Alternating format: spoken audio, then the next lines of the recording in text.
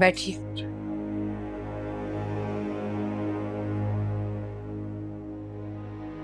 आदम भाई, मैंने तो नहीं चाहा था कि इस वाक़े की किसी को खबर हो, लेकिन बात इतनी बड़ी थी कि आहिस्ता आहिस्ता सबको पता चल गई। आपको इस वाक़े की ताख़ीर से खबर मिली, उसमें मेरी ही हिकमत अमली थी।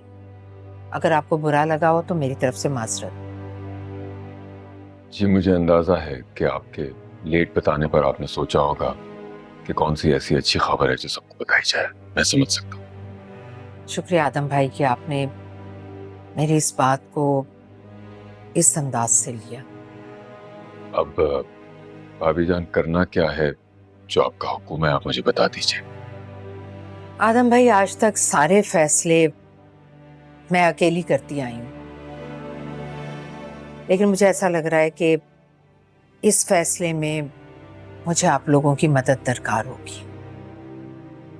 अगर आप ऐसा सोच रही हैं तो आप अपने हर फैसले में मुझे अपना मददगार पाएंगी। शुक्रिया। मुबारक भी अपने हर फैसले में आखिरी मशवरा आपसे ही करते थे। जी, बिल्कुल ऐसा है। आप इतना मान दे रही हैं, फिर मुझे बता दीजिए कि मुझे क्या करना है। इस फाइल में कागजात हैं, आप इनकी वैल्यू लगवाएं किसी बहुत अच्छी वैल्यूएशन कंपनी से। आप समझ रहे हैं ना मैं क्या कहना चाह रही हूँ? जी जी, मैं समझ गया। आदम भाई, मैं बहुत तकलीफ दे फैसले की तरफ बढ़ रही हूँ। मैंने कभी नहीं सोचा था कि कभी ऐसा मकाम भी आएगा कि मुझे इस तरह के फैसले करने पड़ेंगे। मुझे उस दुख का अंदाजा है। मेरा आसिया और इरम के साथ जो रिश्ता है उसका सोचकर भी मैं बहुत दुखी हूँ। इस फाइल में कागजात हैं, आप देख लीजिएगा। ठीक है भाभी जान, इजाजत। मैं चलता हूँ। खुदा हाफिज। खुदा हाफिज।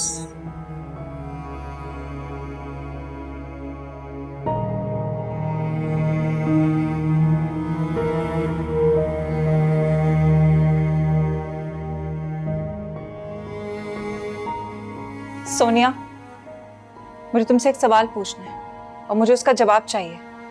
खबरदार इरम, सोनिया तुम्हारे किसी भी सवाल का जवाब देने की पाबंद नहीं है और ना ही तुम उससे कोई सवाल पूछ सकती हो। रिफत भाभी, ये क्या हो गया आपको? आप मुझसे किस लहजे में बात कर रही हैं? इतनी अजनबियत, जैसे आप मुझे जानती ही नहीं है। नहीं, मैं तुम्हें नहीं जानती इरम।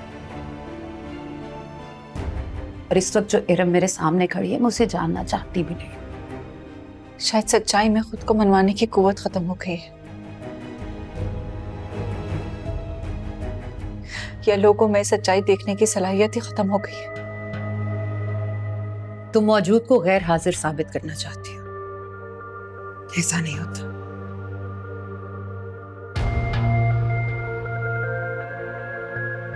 इस घर में कोई एक भी नहीं है ना मेरे लिए बोलने वाला। जिसे अपनी जिल्लत करवानी होगी वही तुम्हारे हक में बोलेगा।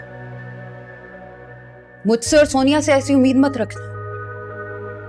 तुम्हारे लिए यही बेहतर है कि यहां से चली जाओ।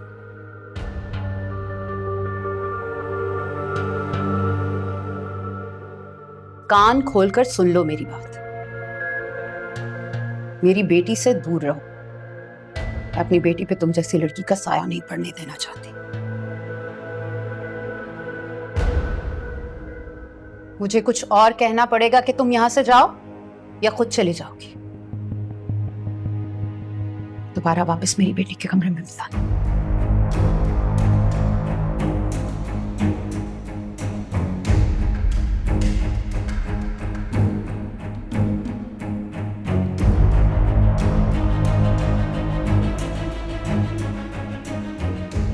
आइंदा से इरम इस कमरे में आई तो मुझे बताना।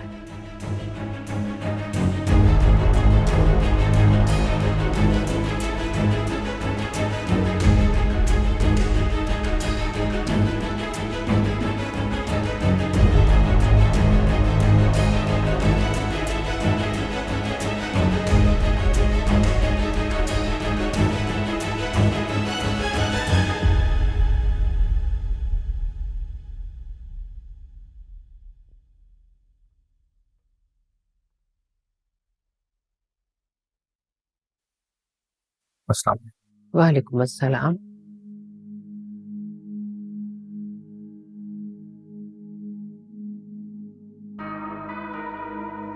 क्या हुआ आफाक?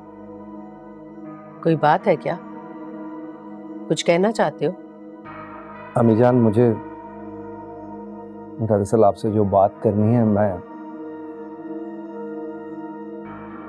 समझ नहीं पा रहा कि कैसे करूं, कहीं आप बुरा ना मान जाए। ऐसे मत कहो, बताओ क्या बात है?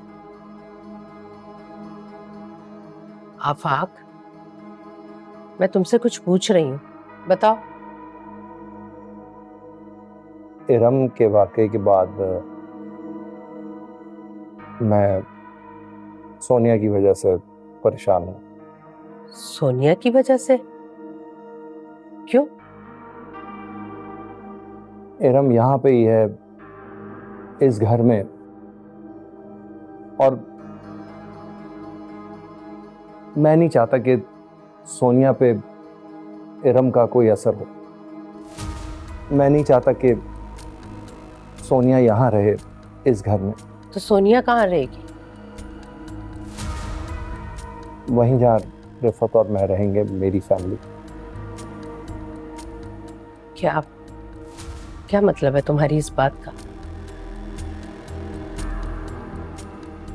जान, मैं यहाँ नहीं रह सकता। तुम्हें ये घर छोड़कर जाने की जरूरत नहीं पड़ेगी।